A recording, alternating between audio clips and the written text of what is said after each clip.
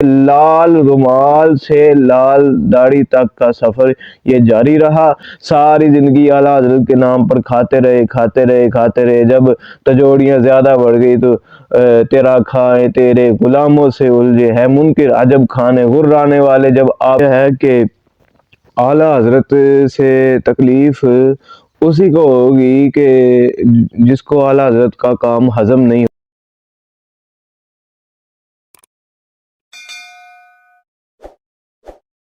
بسم اللہ الرحمن الرحیم۔ ناظرین گرامی، جیسا کہ آپ کو معلوم ہے کہ آج کئی دن ہو گئے ہیں، ایک پیر ہے ریاض حسین شاہ کے نام سے مشہور ہے، اس نے یہ ایک اعتراض کیا ہے کہ تم اعلیٰ حضرت کہتے ہو اور فاروق اعظم یا صدیق اکبر ہوں یا جتنے بھی صحابہ کرام ہو، انبیاء کرام ہو، تو ان کو تم حضرت کہتے ہو، ان کو تم اعلیٰ حضرت کہتے ہو۔ تو یہ نامناسب بات اس نے یہ کہی کہ اس سے مجھے تکلیف ہوتی ہے۔ تو ناظرین گرامی، میں ہوں سید محمد بلال شاہ قادری رضوی اور آپ دیکھ رہے ہیں میرا یوٹیوب چینل بلال گنانی۔ تو اس سے پہلے آپ میرے چینل کو ضرور سبسکرائب کریں۔ تو آئیے چلتے ہیں کہ اس کی وضاحت میں پیش کرنا چاہتا ہوں کہ اپنے آپ کو سنی کہنے کے باوجود یہ ایسی باتیں کر رہا ہے، ایسی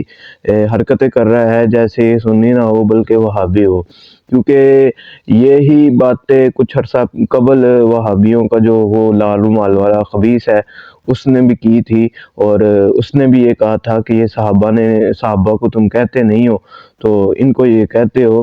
تو اس کا یہ جواب یہ ہے کہ اعلیٰ حضرت سے تکلیف اسی کو ہوگی کہ جس کو اعلیٰ حضرت کا کام ہضم نہیں ہو رہا۔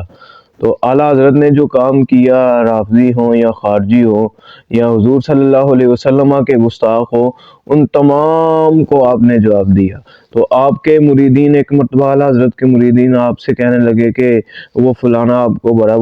برا کہہ رہا ہے، تو اس کے بارے میں آپ کیا فرماتے ہیں؟ تو آپ نے فرمایا کہ جو مجھے برا کہہ رہا ہے اس کو کہہ لینے دو، چلو اتنا تو کافی ہے کہ اس وقت تک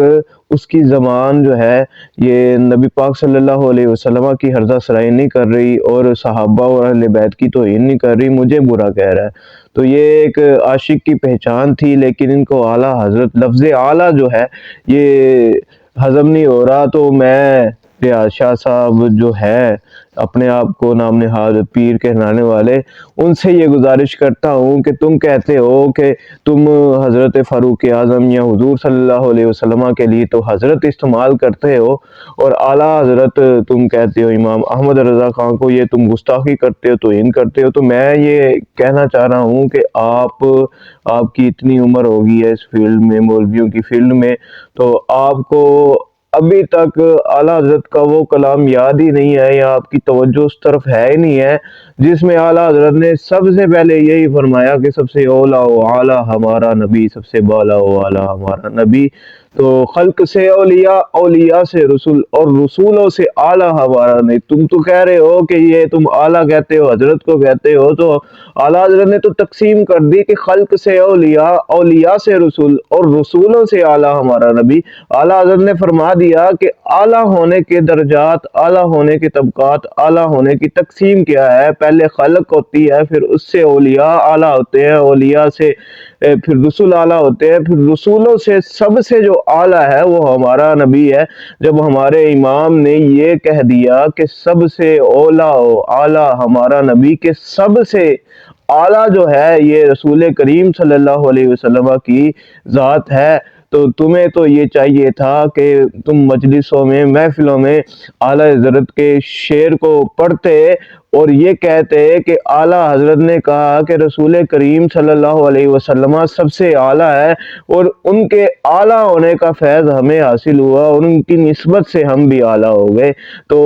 یہ ان کو شرم آنی چاہیے، حیا آنی چاہیے۔ یہ دین کے نام پر لوگوں کو گمراہ کرتے ہیں اور لوگوں کو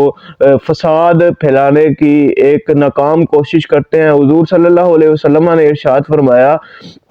کہ اس شخص پر لعنت ہو جو سوئے ہوئے فتنے کو جگائے۔ تو یہ ایک سوئے ہوئے فتنے کو آپ نے جگایا ہے، تو ایسا آپ کو نہیں کرنا چاہیے۔ اس وجہ سے، کیونکہ اس وجہ سے کہ غوث اعظم پر آپ کو تکلیف نہیں ہوئی، امام اعظم پر آپ کو تکلیف نہیں ہوئی، حالانکہ امام اعظم کا مطلب یہ ہوتا ہے کہ سب سے بڑا امام، غوث اعظم کا مطلب یہ ہوتا ہے سب سے بڑا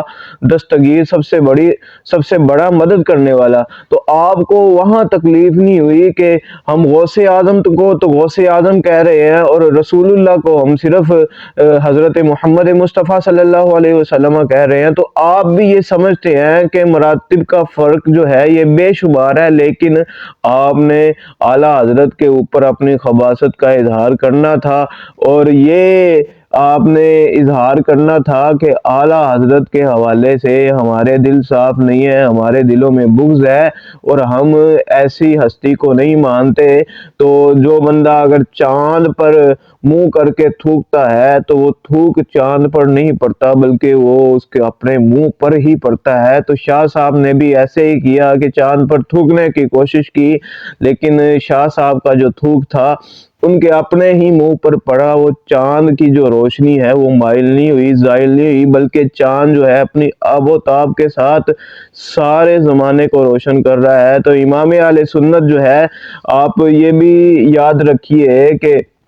لفظ اعلیٰ جو ہے یہ اس میں تفضیل کا صیغہ ہے، اور یہ اہل علم حضرات جانتے ہیں کہ اعلیٰ دو شرکاء میں سے ایک کو فضیلت دینے کے لیے دوسرے پر یہ بولا جاتا ہے۔ مثال کے طور پر اب ایک